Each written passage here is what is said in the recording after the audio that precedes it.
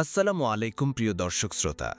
আজ আমরা আলোচনা করব কারবালার ইতিহাসে ফুরাত নদীর পানি অবরোধের এক করুণ ইতিহাস নিয়ে। কারবালার হৃদয়বিদারক ঘটনা ইসলামের ইতিহাসে এক গভীর শোকাবহ অধ্যায়, যা আজও মুসলিম উম্মাহকে গভীরভাবে শোকাহত করে। এই ঘটনার মূল কেন্দ্রে ছিল ফুরাত নদীর পানি অবরোধ, যা ইমাম হুসাইন রাদিয়াল্লাহু আনহু, তার পরিবার এবং সঙ্গীদের জন্য এক কঠিন পরিণতির দিকে নিয়ে গিয়েছিল। আজকের এই পর্বে আমরা ফুরাত নদীর পানি অবরোধের পটভূমি, এর কার্যকারণ, অবরোধের প্রভাব নিয়ে আলোচনা করব। ইসলামী খেলাফাতের প্রথম চারজন খলিফার বা খোলাফায়ে রাশেদিনের শাসনের পর মুসলিম উম্মাহ নেতৃত্বে এক মৌলিক পরিবর্তন আসে। হজরত মুয়াবিয়া রাদিয়াল্লাহু আনহু ক্ষমতা গ্রহণ করেন এবং তার মৃত্যুর পর তার পুত্র ইয়েজিদ উত্তরাধিকার সূত্রে ক্ষমতা লাভ করেন। ইয়াজিদ ছিল একজন নৈতিকতা বিবর্জিত শাসক। প্রকাশ্য মদপান, ব্যভিচার, পাপাচার এবং ইসলামী শরীয়তের বিধিনিষেধের প্রতি অবজ্ঞা ছিল তার চরিত্রের অংশ। তার শাসন ব্যবস্থা ছিল স্বৈরাচারী এবং সে জনগণের উপর জুলুম অত্যাচার চালাত।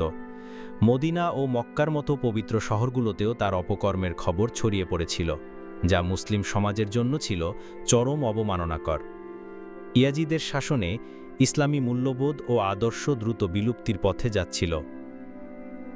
ইমাম হুসেন রাদিয়াল্লাহু আনহু, যিনি ছিলেন মহানবী হজরত মুহাম্মদ সাল্লাল্লাহু আলাইহি ওয়াসাল্লামের দৌহিত্র, জান্নাতের যুবকদের নেতা এবং হজরত আলী রাদিয়াল্লাহু আনহু ও হজরত ফাতেমায়ের পুত্র, যিনি ইয়াজিদের হাতে বাইয়াত অর্থাৎ আনুগত্যের শপথ করতে অস্বীকৃতি জানান।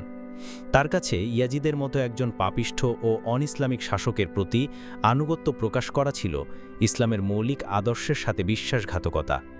তিনি বিশ্বাস করতেন যে যদি ইয়াজিদের শাসন বিনা প্রতিবাদে বৈধতা পায়, তবে ইসলামী মূল্যবোধ সম্পূর্ণরূপে ধ্বংস হয়ে যাবে এবং মুসলমানরা সত্য ও মিথ্যাকে আলাদা করতে পারবে না।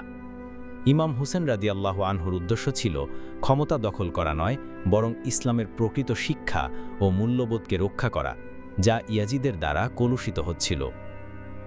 ইয়াজিদ ক্ষমতা গ্রহণের পরপরই তার গভর্নরদের নির্দেশ দেয় যে সে যেন ইমাম হুসেন রাদিয়াল্লাহু আনহু সহ মদিনার প্রভাবশালী ব্যক্তিদের কাছ থেকে বাইয়াত আদায় করে।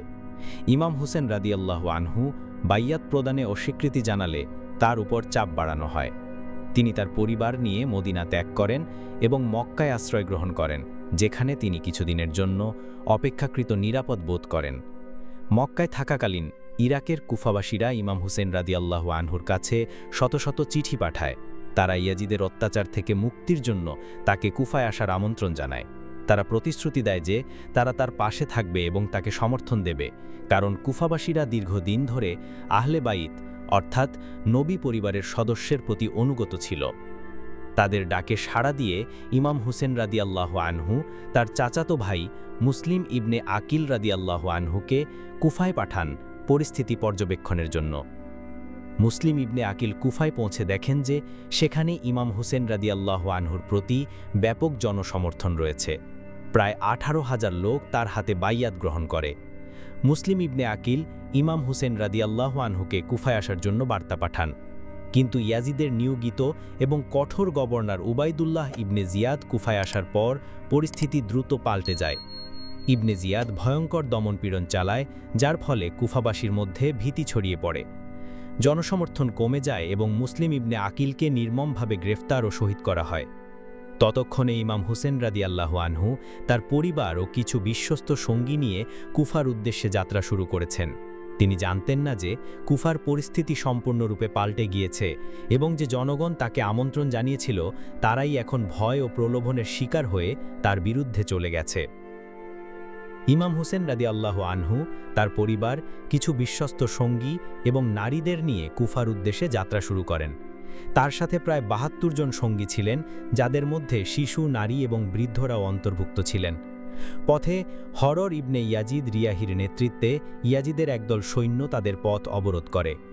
হররকে নির্দেশ দেয়া হয়েছিল ইমাম হুসাইনকে ইয়াজিদের গভর্নরের কাছে নিয়ে যাওয়ার জন্য, কিন্তু ইমাম হুসাইন রাদিয়াল্লাহু আনহু সেই প্রস্তাবে রাজি হননি। হরর তাদেরকে কুফার দিকে অগ্রসর হতে বাধা দেয়, কিন্তু মদিনার দিকেও ফিরে যেতে দেয়নি। একরকম অচলাবস্থা তৈরি হয়।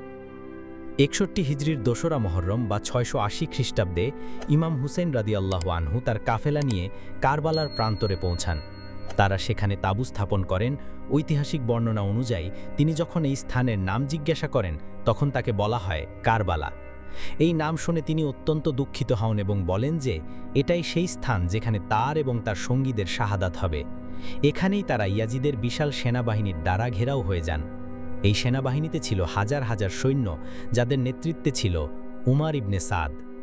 উমার ইবনে সাদ প্রথমে ইমাম হুসেন রাদিয়াল্লাহু আনহুর সাথে সরাসরি যুদ্ধে জড়াতে চাননি, কারণ তিনি জানতেন যে এটি একটি অন্যায় কাজ হবে এবং এতে আহলে বাইতের রক্ত ঝরানো হবে।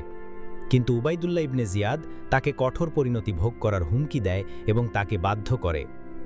উবাইদুল্লাহ ইবনে জিয়াদ উমার ইবনে সাদকে কঠোর নির্দেশ দেয় যে ইমাম হুসেন রাদিয়াল্লাহু আনহু যতক্ষণ না ইয়াজিদের হাতে বাইয়াত করছেন ততক্ষণ তাকে এবং তার সঙ্গীদের ফুরাত নদীর পানি থেকে বঞ্চিত করা হবে।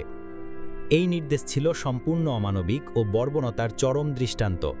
এমনকি ইসলামের যুদ্ধনীতিতেও শত্রুকে পানি থেকে বঞ্চিত করার অনুমতি ছিল না, বিশেষ করে যদি সেখানে নারী ও শিশু থাকে। ৭ই মহররম থেকে ফুরাত নদীর পানি সম্পূর্ণরূপে অবরোধ করা হয়। ইয়াজিদের সেনারা ফুরাত নদীর তীরে কঠোর পাহারায় বসে, যাতে ইমাম হুসেনের কোনো সঙ্গী এক ফোঁটা পানীয় সংগ্রহ করতে না পারে।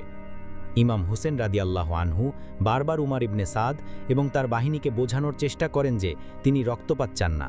তিনি ৩টি প্রস্তাব দেন: মদিনায় ফিরে যাওয়া, তাকে মদিনায় ফিরে যেতে দেয়া হোক যাতে সে শান্তিপূর্ণ জীবনযাপন করতে পারে; ইয়াজিদের সাথে সরাসরি কথা বলা, যদি তার প্রস্তাব গ্রহণ না করা হয় তবে তাকে সরাসরি ইয়াজিদের সাথে কথা বলার সুযোগ দেয়া হোক, কারণ তিনি ইয়াজিদকে বোঝাতে চেয়েছিলেন যে তার শাসন ইসলামের জন্য ক্ষতিকর; মুসলিম সাম্রাজ্যের সীমান্তে চলে যাওয়া, যদি উভয় প্রস্তাবই প্রত্যাখ্যাত হয় তবে তাকে মুসলিম সাম্রাজ্যের কোনো সীমান্তে চলে যেতে দেয়া হোক, যেখানে তিনি আল্লাহর ইবাদত করে বাকি জীবন কাটাতে পারতেন।